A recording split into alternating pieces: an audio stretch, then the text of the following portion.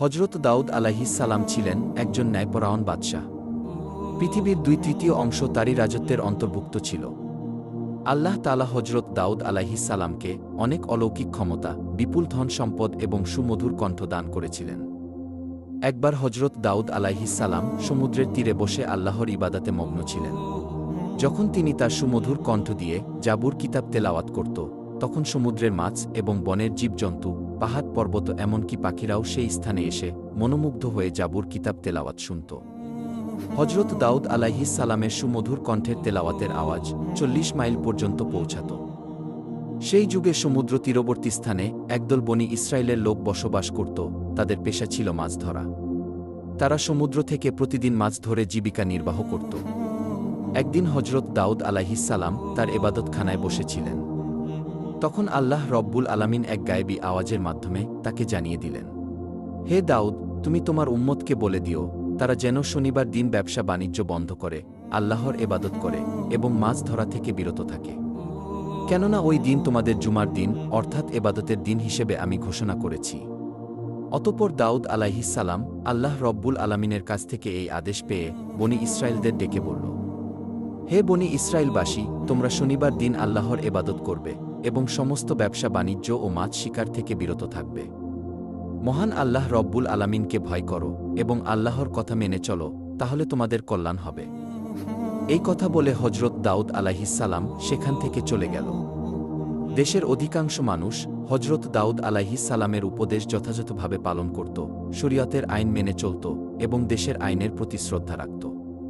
কিন্তু সমুদ্রের তীরবর্তী স্থানের একদল বনি ইসরায়েলের লোক, তারা প্রথম দিকে শরীয়তের আইন মেনে চলত, কিন্তু পরবর্তীকালে বিভিন্ন চালাকি পন্থা অবলম্বন করল।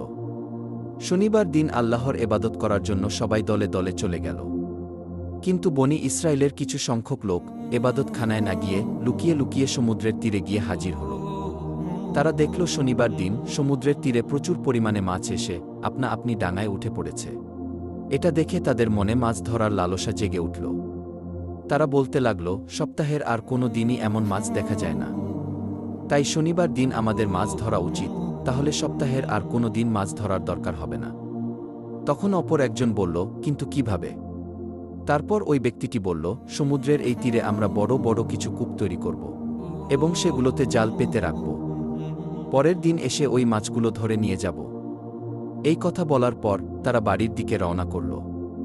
অতঃপর এই পরিকল্পনা অনুসারে তারা কাজ শুরু করল। আল্লাহর আইন অমান্য করে তারা এভাবেই মাছ ধরতে লাগল। তারা দেখল আল্লাহর পক্ষ থেকে কোনো বিপদ আসেনি, তাই তাদের সাহস আরও বেড়ে গেল। এরপর অনেক দিন এভাবেই মাছ ধরে তারা প্রচুর ধন সম্পদের মালিক হয়ে গেল। অপরদিকে এই বংশের অনেক লোক ছিল, তারা শরীয়তের আইন মেনে চলত, মহান আল্লাহ রব্বুল আলামিনকে ভয় করে চলত। তাই তারা সকলেই একদিন ওই লোকগুলির নিকটে হাজির হল এবং বলল, প্রিয় ভাইয়েরা, আপনারা শনিবারে মাছ ধরা বন্ধ করুন, কেননা আল্লাহ তাআলা এই দিনটিকে এবাদাতের জন্য নির্বাচন করেছেন। এই হুকুম অমান্য করলে আপনাদের বিপদ নেমে আসতে পারে। তখন ওই দলের একজন নেতা তাদেরকে ঠাট্টা বিদ্রূপ করে বলল, শরীয়তের সঙ্গে মাছ ধরার কি সম্পর্ক? এই ধরনের আদেশ কোনো নবীর জামানায় দেখা যায়নি। এই কথায় কোনো যুক্তি নেই, অতএব এই হুকুম আমরা মানতে পারব না। শনিবার দিন আমরা প্রকাশ্যে মাছ ধরব। তবে দাউদ আলাইহিস সালাম যদি এর কোনো কল্যাণকর দিক দেখাতে পারে তবে এটা মেনে নেব। অতএব তোমরা যাও, এই বিষয়ে জিজ্ঞেস করে এসো। অতঃপর কয়েকজন লোক হজরত দাউদ আলাইহিস সালামের নিকটে গিয়ে হাজির হল এবং দাউদ আলাইহিস সালামের সাথে তর্ক বিতর্ক করে বসল। তখন দাউদ আলাইহিস সালাম বলল, আল্লাহ তাআলা তোমাদের লোভ লালসা থেকে দূরে থাকার জন্য মাছ ধরা নিষেধ করেছেন। অতএব শনিবার দিন মাছ ধরা থেকে দূরে থাকা তোমাদের জন্য কল্যাণকর বলে আমি মনে করি। অতঃপর বনি ইসরায়েলের লোকেরা হজরত দাউদ আলাইহিস সালামের কথা শোনার পর তাদের নেতার কাছে এসে ওই সমস্ত কথা খুলে বলল। তখন তাদের নেতা বলল, দাউদ নবীর এই কথা মেনে চলা আমাদের পক্ষে সম্ভব না। অতএব আগামী দিন শনিবার তোমরা মাছ ধরার কাজ চালিয়ে যাবে। তোমরা ভয় পেও না, কিছু হবে না।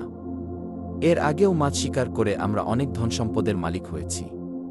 অতএব আমার কথা শুনে চললে তোমাদের সবারই ভবিষ্যতে লাভ হবে। এই কথা শোনা মাত্রই সেখানে থাকা সমস্ত বনি ইসরায়েল আনন্দে আত্মহারা হয়ে পড়ল। অতঃপর পরের দিন শনিবার মৎস্যজীবীদের মধ্যে থেকে মাত্র কয়েকজন আল্লাহর ইবাদত করার জন্য দাউদ আলাইহিস সালামের নিকটে হাজির হল এবং বেশিরভাগ মৎস্যজীবী দাউদ আলাইহিস সালামের কথা অমান্য করে ভোরবেলায় সমুদ্রে মাছ ধরতে চলে গেল। সারাদিন আনন্দ করে মাছ ধরল এবং সেগুলো বিক্রি করে অনেক টাকা উপার্জন করল। রাতের বেলা তারা সবাই নিজের বাড়ি চলে আসলো।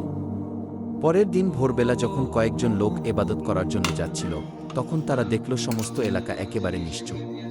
এটা দেখে একজন অপরজনকে জিজ্ঞাসা করল, আচ্ছা বলুন তো ভাই, আজকে এত নীরব কেন, কি হয়েছে?